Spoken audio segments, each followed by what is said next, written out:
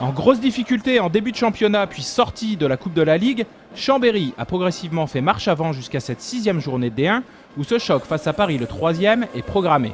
Vainqueur du PSG ici même au Phare la saison dernière, le CSH a dans tous les cas moins la pression que son visiteur, qui joue gros.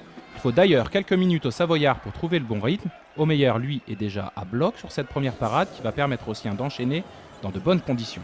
À Cambrai hésite pour le 1 contre 1 et fixe finalement ici Copliard, qui vient crucifier Gentil depuis les 9 mètres.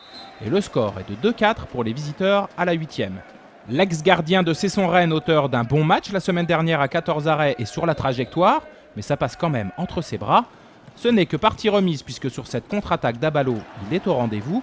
Comme il le sera tout au long du match, il n'en faut pas plus pour le mettre en chaleur et dans son sillage Chambéry prend les commandes.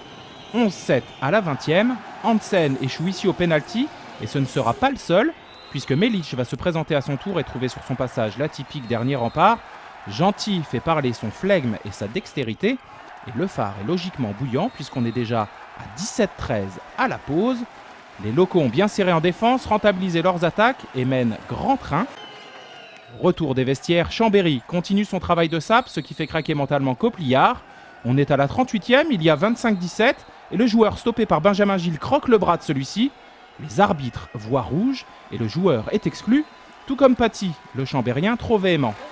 Ce sera un des moments clés du match, car derrière, le PSG Handball sera déséquilibré sur son flanc droit et les locaux galvanisés par leur emprise. Daniel Narcisse est lui aussi mis en échec par Gentil qui sort encore une double parade complètement dingue et fait taire les éventuelles critiques entendues en début d'exercice.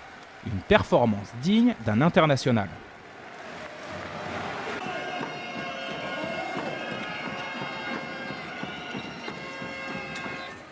Dans le rush final, Paris va retrouver de la cohésion et de l'allant pour progressivement revenir, d'abord à 26-22 à la 45e, puis 29-26 à la 52e.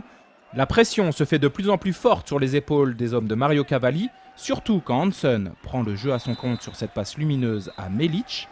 Le souffle de Paris est clairement sur la nuque de Chambéry, à la 54e, puisque le score est de 31-30. Mais le cœur des jaunes et noirs est très gros, et D13 sur ce service de Panic libère partiellement les siens pour le but du 32-30.